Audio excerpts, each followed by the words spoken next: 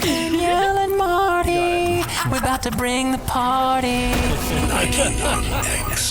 91X, it's Marty, it's Danielle, and in studio with us we have David Kennedy. That's what's guitar. up. He plays the keyboards. He is a man who decided to go into music after seeing the movie La Bamba.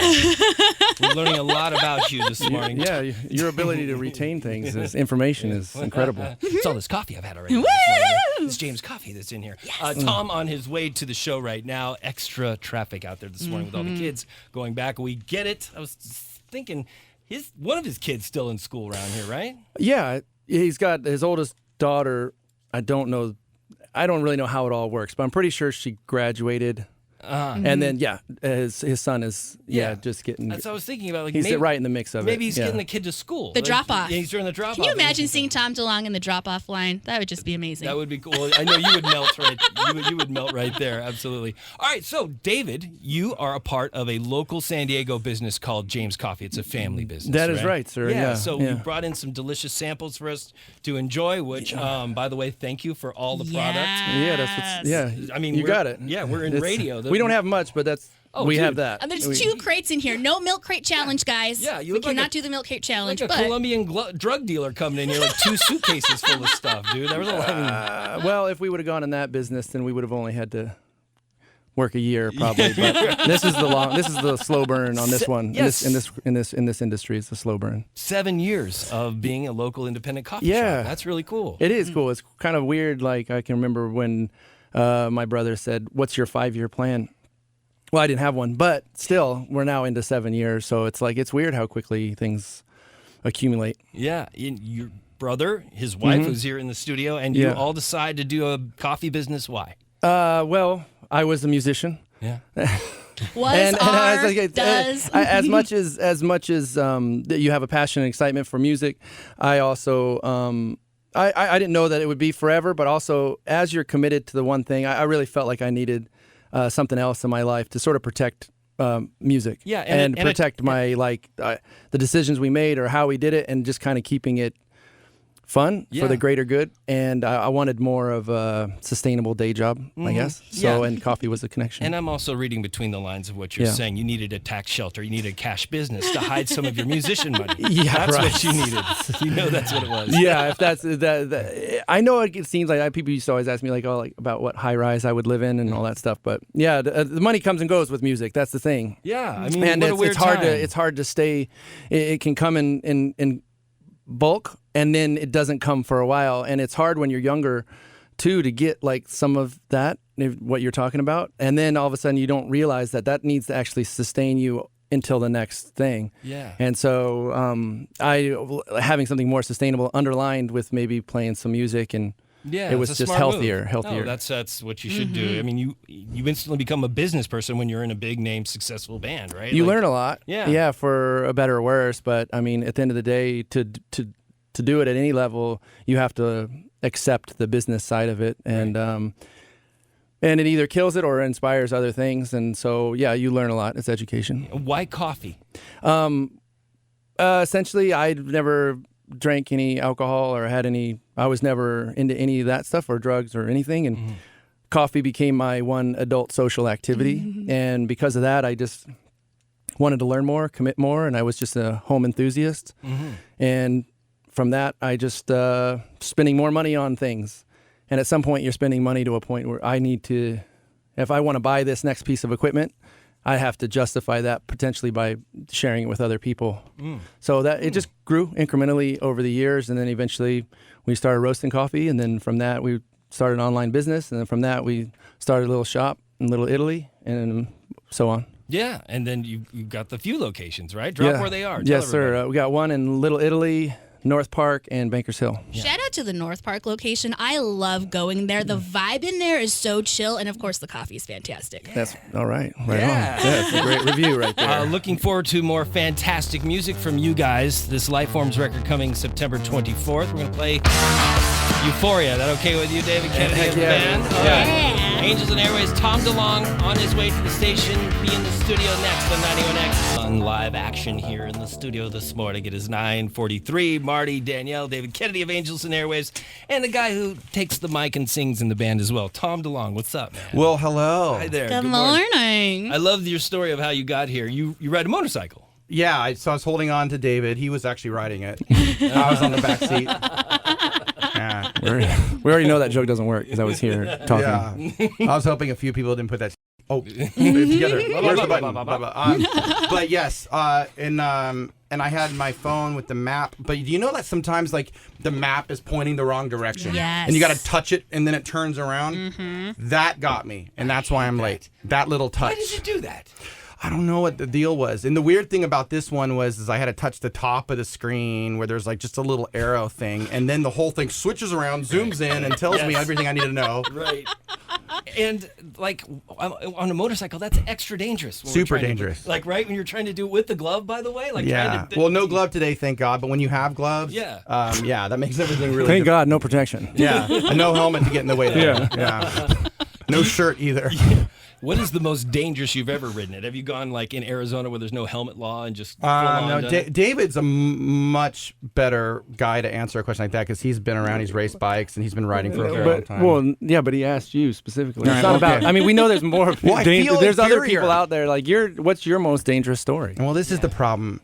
I feel inferior on a motorcycle to him. So when people ask me a bunch of questions about motorcycles, I kind of always go, well, ask the guy that's been doing it forever. But that's the way I feel about music when with Tom. I mean, have you ridden on the open road without a helmet? I mean, before we get there, can we just talk about more insecurities that we have? Sure. All right. I just don't. Sometimes Give I him think a pen and paper. He's writing some songs. Like my head's like too small for my body or some shit. I keep saying that. Okay.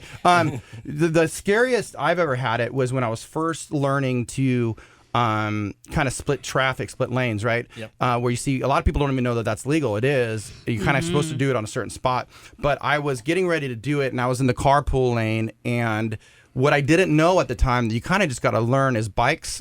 You think that they're like way faster than cars normally and all that kind of stuff, but they do not slow down as quick as a car.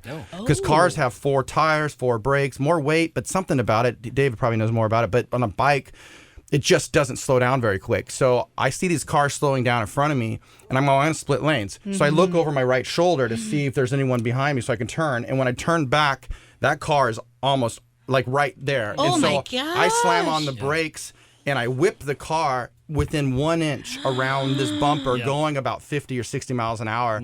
I would have went straight through. I would have come through the back window, said hi through the front window. Oh, my God. And it was so gnarly. And I learned very quickly, within an inch of my life, about like the distance really needed.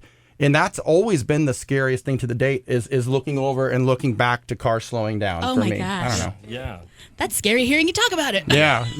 I mean, there's 2 kinds of riders, right? And both of you are going to finish the sentence. The ones who've gone down and the ones who are going to go down. Yeah. And I think like, it just, one of those things you got to do that I've learned, I tell people, is like the thing that really makes you, you just have to have a crazy respect for what's happening out there, and you got to learn to watch 20 things at once. Yeah. David told me this, actually. You told me this when I first started running. So you got to get good at like looking at people's heads in the car when they're turning or when they're going to do something. Then their wheels, brake lights. Like if 2 cars are right next to each other parallel, that's a good time to go through because they see each other. They're not going to cross lanes. But when they're staggered, anything can happen. It's made me a better, because I ride a bike too, and it's made me a better driver because I'm hypersensitive to the people around me. But when you have to be aware of what they're doing in front of you, behind you. I mean, it's so you knew all the stuff I just told you. I didn't. I've never been on a motorcycle before, so this was all news to me. So why am I looking at him? I don't know. Why aren't you looking at me? God damn it! Like this is what I've been wondering my entire life. Why is Tom DeLonge not looking at me? Well, I am now because I thought that was rude what he did. It was like, didn't even let me know that my whole story didn't matter. You knew it.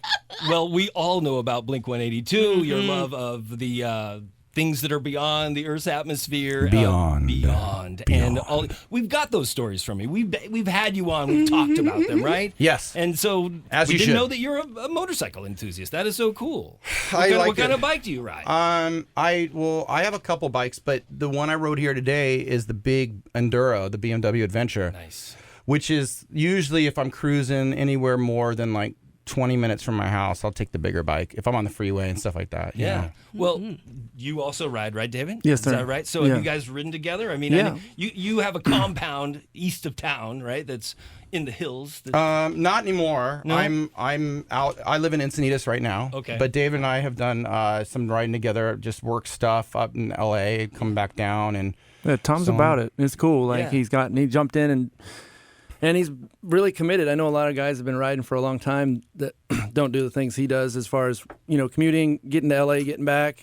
We had a video shoot a while back and we rode up together and then it was like 1 or 1:32 in the morning. He's all right, you ready to go home? And I was like, I'm down. Like, but there's not too many people who want to. It's cool. It's fun. He really is fully committed, and That's it's great. a lot of fun to And have it's that. Good to have a buddy too on the road, especially coming back from LA, all the junk on the road, Well, all the yeah. potholes. Dude, LA's so gnarly now. I mean, dude, you can get stuck any day and have a 5-hour commute. It's like any day that can happen, not like just the one day where there's an accident. It could be like, I mean, I don't know what has happened, but it's so crowded here that there is, if I ever have to take a car to LA, I don't even know if I'll go. Right. Like, it should be, because you have to block out so much time for being bummed. Or plan the whole thing on traffic, right? Like middle of the day or Really? at night. No, Yeah. absolutely. Well, as I've been told before by Tom here on the radio, dude, you got to keep it out of LA. We're talking San Diego, all right? So we want to talk. Well, I just want to make really clear that it's not our fault that the Dodgers are sex addicts. It's not our fault. Like, what we need to support them and find the help that they need. Love that. Yes. We got lots to catch up with you guys about. You got this record that's coming, the show at Soma, right? So we want to talk to you about that. We also want to relive some of the great songs of Angels and Airwaves. We'll play a song, come back and talk to Tom Delonge and David Kennedy of Angels and Airwaves, have some of this delicious James coffee, all right? This is Like The that. Adventure. Hey, would you like to introduce the song? This is The Adventure. It was, my email was hacked. This is a true story. I was doing the mixes in Florida with this first out Angels record, and they were getting emailed to me to approve, and someone hacked my email account and leaked that song, and it ended up being like kind of our big flagship song. So we really want to say thank you to that individual. The Adventure, Angels and Airwaves, 91X. The Adventure, the acoustic version this time. Extra special guests in the studio, Tom DeLonge of Angels and Airwaves and David Kennedy of the band. The acoustic version, give us some background on that one. Well, the album was 10 years old a couple years ago, and we wanted to do an acoustic version of that record, and got about 4 songs into it. It's like, took us about 18 years to do that, and so we just gave up on the other songs. But I will say this, though, the actual real version of the song is really great with big, bright, crazy lights, but an acoustic version with big, bright, crazy lights might be kind of weird. So when you come to the show, it'll probably be the rock version. The rock version. Yeah, and when I say probably, I mean it will be, but Yeah, is that everybody's favorite song of the band, would you say? Oh my gosh. The hardcore fans are always going to be divided on what they like, but I think like when we play that song particularly, like, yeah, it's kind of like that's the jam. That's the jam. That's the jam. But it was really cool at the Secret Show at Gnarlywood. The minute that Euphoria started and you had the lights going back and forth, everybody in there lost their minds. And that was like one of the coolest things about Angel and Airwaves fans is your guys' fans are so in it.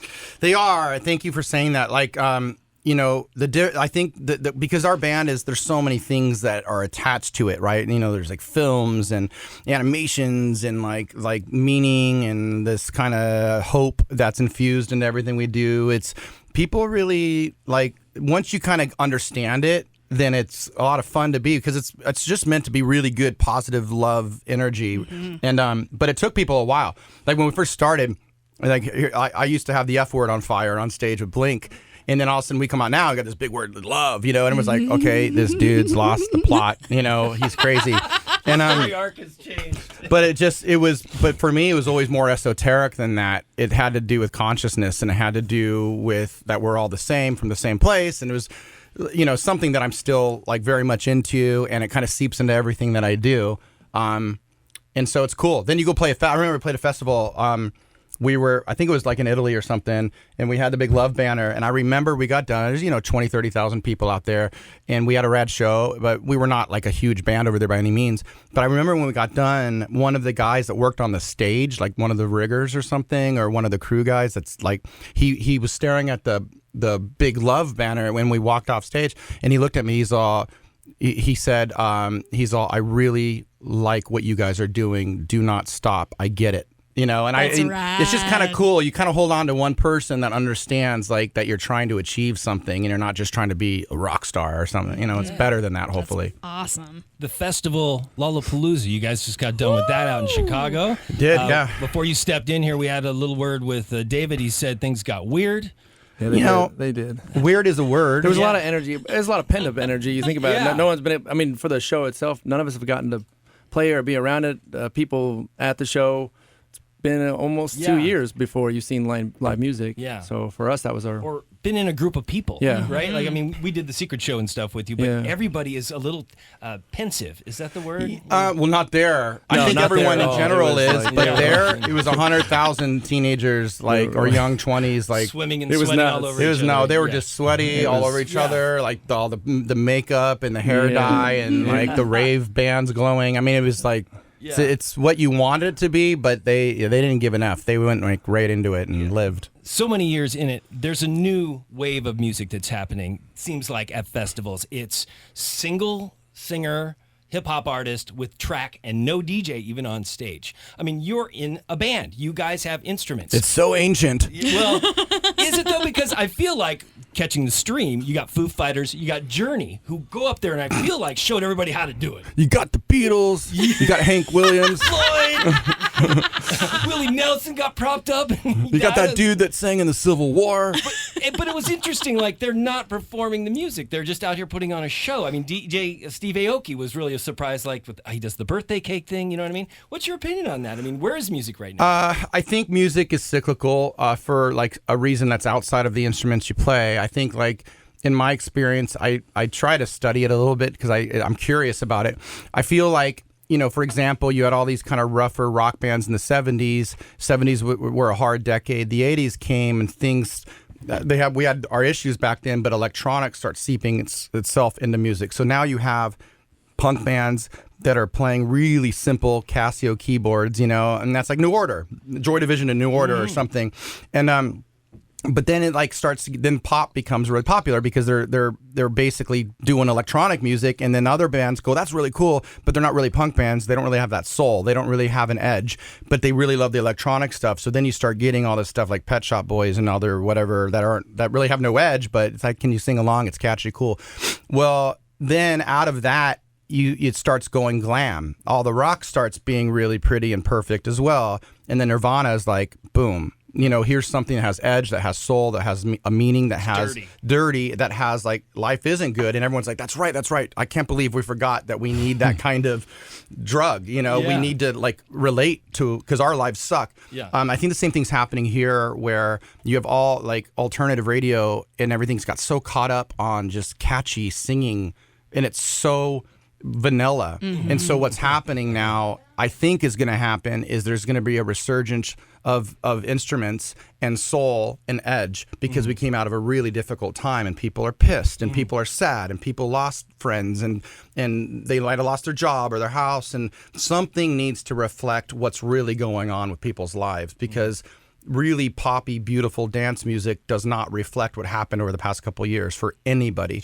So I think what's going to happen is that you're going to hear a blend of soul. When I say soul, not soul music, but like a real depth to the music. You're gonna feel that come back with real instruments, but there will be electronics mixed in with it, which is essentially what Euphoria, our song, is like. I'm not saying things are gonna sound like that, but it has to be modern. It has to be progressive. You can't pretend that you're just gonna play just guitars and drums and think that that's what people want. They don't, because people love the sound of electronics, but they just got overused or something, you know. So I think we're gonna see a big return over the next few years, in my opinion. Yeah, Hillary, our music director, is in here. Hillary, you want to jump in this conversation? I think she raised her hand. She's never been on the radio. She's really shy. I was raising my hand when you were saying all alternative radios playing the super poppy stuff because 91X isn't. We play Angels and Airwaves, by the way. Oh, I love that. I have to tell you, Thank I you. thought that was interesting when you, Marty, were talking about like the adventure and how that's your biggest song. So I have a good friend.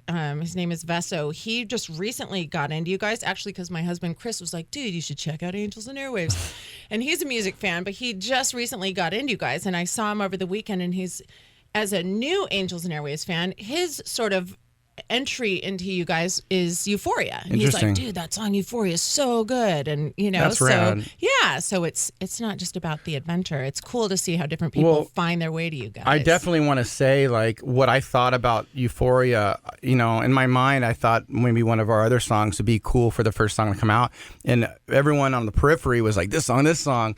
But what I really love about that song is it seemed very fresh because honestly, the guitar in that song is a very kind of post-hardcore punk rock thing that we, David and I, grew up on. Late 90s, early 2000s, like that was a big part of who we were. In our band Boxcar Racer that we did together sounds like that. So I thought it would be really fresh just in a song, whether or not it's the first song or not, that people would hear something like, oh, we haven't heard guitar like that in a very long time. There's something nostalgic about it, but it kind of hits you in the chest. So I can see people hearing that and going, whoa, I want to see what that band's about, and that's always the goal, just to spark curiosity. So that makes me stoked. That's rad. Yeah, it was cool. We're waiting for this new album, Life Forms. It's coming September the 24th. Danielle, I'm sure, wants to either run over and hug you or touch you or say something else. She's got to understand that there's boundaries with my body. I know. This happens every single time. I'm sorry. I just can't help it. I will not be used as a piece of meat more than 4 times. Well, not even the 5th time? No, maybe the 5th time. Well, no more than 6 Just times. this one last time. No, I do actually want to shout out to you, David. The James coffee is so good. It's ridiculously good. I'm drinking the cold brew right appreciate now, you guys. and Thank you. maybe like 3 drinks in, I was like, oh yeah, we're coming back to life. We're coming back to life here. This is exactly what I need. We have to. We got to make. I said this to you the other day. When people drink cold brew, you're at a certain zone where cocaine doesn't work anymore, and like nothing works. Let's just throw in a White Claw next too. Let's just go the whole thing. Do you guys make like a White Claw cold brew? No. Okay, the claw. No, okay, but something. I can't do the cold brew thing. It's so gnarly. It's like so gnarly. I cannot. I'm like I want a James iced latte. Is so good. It's like drinking caramel or something, even with no sugar added. James Coffee. Well, I really appreciate you guys. Thank you. I'm glad I came today. David's 3 coffee shops here in San Diego. James Coffee, go check them out. It's a family business. It's a local San Diego-owned business. Tom and David, Angels and Airwaves, thank you so much. Looking forward to you guys and the record coming on September 24th. The show is going to be November the 7th at Soma. That's going to be awesome. Tickets still available. And safe travels on your ride home on your bike. Thank you so much, Thank guys. you. Thank you. Thanks, guys.